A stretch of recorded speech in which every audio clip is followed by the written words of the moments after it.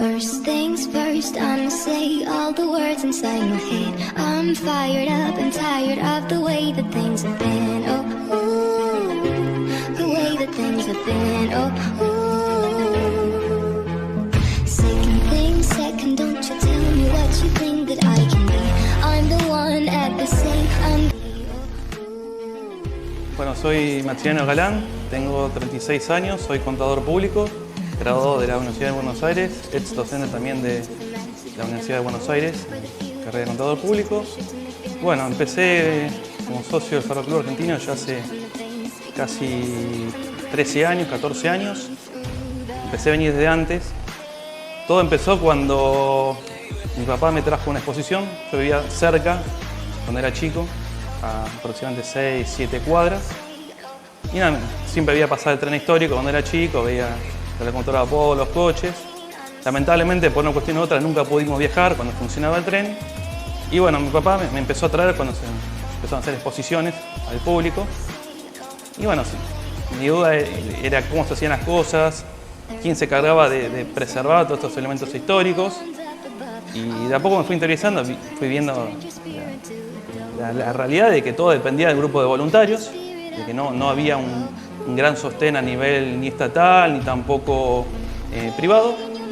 Y bueno, como me daba pena de que hubiese tantas cosas que estaban sin preservar, sin cuidarse, y viendo el valor que tenían para nuestro país, y también viendo que en otros países se le daba mucha importancia, países de primer mundo donde obviamente la cultura tiene un peso muy importante, en vez de quejarme, como hace todo el mundo que se queja de uy, ¿por qué se pierde esto? Uy, ¿por qué se pierde lo otro? Uy, ¿por qué no se hace eso? No voy a hacer otro. Y dije, bueno, a ver cómo puedo colaborar. Bueno, empecé a venir, empecé a escuchar, a aprender. Yo, obviamente, siendo hijos de contadores públicos y estando en su momento estudiando y orientándome hacia esa carrera, mucha idea de lo que era técnico no tenía. Pero bueno, me fui haciendo de a poco, fui aprendiendo un poco de todo. Mecánica, electricidad, albañilería, pintura, plomería, cualquier cosa. Después bueno, fui viendo a ver cómo podía colaborar, qué podía hacer, y me involucré en todo tipo de actividades. Un día hacía falta reparar una vía porque había descarrilado un coche, íbamos todos a reparar la vía, aprendía cómo cambiar un durmiente, cómo levantar el balasto, cómo usar, cómo poner un tirafondo en una vía, cómo usar un berbiquí, no lo sabía, pero aprendí. Otro día hacía falta reparar un boy, bueno, ayudaba a la gente que estaba encargada de esa tarea, cómo levantamos un coche, encima con los medios que tenemos nosotros, que son medios muy escasos. No somos un taller especializado, donde tenemos gatos hidráulicos y nada, sino todo gatos de tornillo, todo fuerza de hombre. Bueno, aprendíamos cómo hacer maravillas con los pocos recursos que teníamos. Reparar con lo que teníamos, con lo que conseguíamos, con lo que nosotros podíamos hacer, con los recursos que tal vez algunos tenían compasión y nos regalaban, nos donaban. Y lo que no, bueno, no se las ingeniábamos, poníamos plata en nuestro bolsillo. Bueno, otro día hacía falta reparar estación eléctrica en un coche, aprendí electricidad. Otro día hacía falta darle luz al predio. Bueno, me fui interesando cómo funcionaba la electricidad, dónde pasaban los cables, cómo podía hacerlo mejor con lo poco que teníamos. Y así los años pasaron y bueno, me fueron llevando por distintas actividades. Otras tareas mesiánicas que teníamos nosotros era, siempre nos enterábamos que iban a tirar algo. O sea, que en un depósito, en un taller, o iban a determinar elementos como descarte. Entonces, bueno, siempre nos juntábamos con unos socios, hacíamos las famosas tareas de rescate, operativo de rescate, donde íbamos, bueno, poníamos nuestros autos, nuestros tiempos, obviamente resignando tiempo familiar, dejando a nuestra familia, nuestros hermanos, padres, pareja, todo, y yendo a rescatar lo poco que quedaba, porque en definitiva nosotros somos una suerte de guardianes de lo poco que queda de la historia de este país, porque, como lo dije anteriormente, lamentablemente a nivel cultural no somos un buen ejemplo a nivel mundial de lo que es la preservación de nuestra historia. Lamentablemente no tenemos pasión por preservar nuestro patrimonio. Bueno, dentro de tantas tareas de preservación, bueno, hemos rescatado muchísimas piezas que forman parte de nuestro museo, piezas obviamente que han venido en estado deplorable, con muchísimos faltantes. Y bueno, de a poco fuimos conociendo piezas, fuimos ingeniando de cómo replicar las piezas que faltaban. consiguiendo planos, consiguiendo información a través de, no sé, personas que trabajaban en el ferrocarril, incluso consiguiendo planos en otros países, porque muchas piezas procedían de otros países y afortunadamente en otros países, a diferencia en Argentina, se conservaban los planos y especificaciones de los fabricantes. Bueno, es decir, de a poco fuimos rescatando, preservando, restaurando y siempre, bueno, con la empresa es, tal vez no podemos salvar todo, no podemos rescatar todo, no podemos preservar todo, siempre lo que hacemos es poco, siempre es insuficiente, pero bueno, o sea, al menos hacer algo. O sea, imposible todo, pero también es una picardía que por no moverse un poco perdamos todo. Así que justamente mi misión es, dentro de mis pocas posibilidades, mis pocos conocimientos, mis pocos recursos, hacer lo que pueda para salvar parte de la historia del país y bueno, que quede algo para el futuro. Bueno, esto que están viendo acá son dos faroles bastante modestos. Estos son básicamente faroles de señalero. Se utilizaban para dar señales. O sea, ¿cuál es la función de los mismos? Poder instruir a otra persona dándole señal de vía libre o señal de peligro. Estos faroles en particular tienen un mecanismo que permite a través de esta manija girarlo.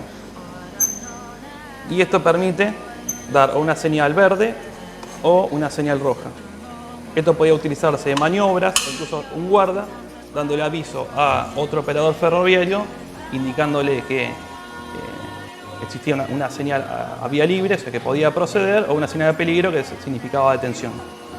Esto obviamente fue reemplazado posteriormente por linternas a pilas, que también, incluso algunos guardas en la actualidad lo siguen utilizando para dar aviso al maquinista para que proceda, para que arranque la marcha del tren. Y obviamente más adelante fueron reemplazados también con señales de radio, ¿no? con los handys, que permitieron discontinuar este tipo de comunicación a través de señales luminosas. Que bueno, en esa época era lo que había. Y como no había electricidad, o recién se estaba comenzando a desarrollar la electricidad, la alternativa que había era o quemar querosén o quemar aceite vegetal. Entonces los primeros faroles que permitían comunicarse los operadores ferroviarios y mandarse señales era a través de este tipo de artefactos que eran primitivos. Los primeros artefactos obviamente eran fabricados en los países de origen de las empresas ferroviarias. Por lo tanto, la mayor parte de los faroles antiguos tienen placas identificatorias y con procedencia de Inglaterra o de Francia la gran mayoría. Estos faroles en particular son un poco más modestos y fueron fabricados en Argentina en una etapa post-nacionalización. O sea, cuando se nacionalizan los trenes y los trenes que eran de capitales franceses, ingleses, en su gran mayoría pasaban a manos del Estado, al mismo tiempo un proceso de sustitución de importaciones y aquellos elementos que se importaban se empezaron a desarrollar en el país. Obviamente no tenían la misma calidad, no tenían los mismos detalles,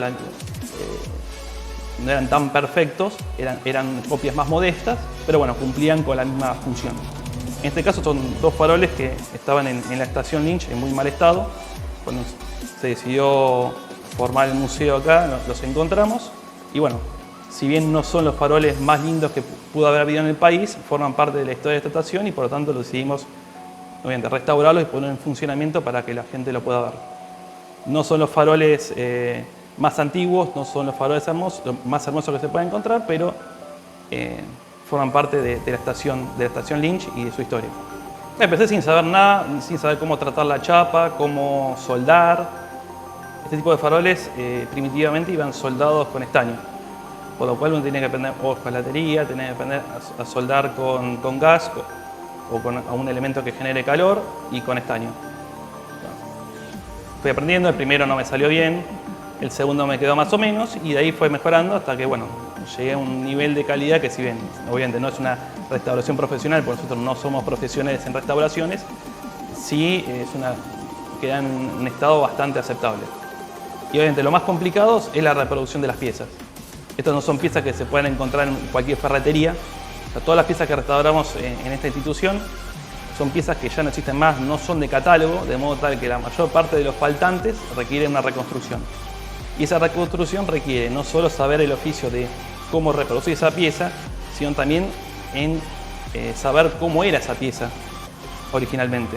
Por lo cual demanda mínimamente un doble esfuerzo de estudiar la historia de ese elemento, ver cómo era originalmente, ver si podemos conseguir fotos, si podemos conseguir planos, y una vez que tenemos esa información, tratar de replicar la pieza.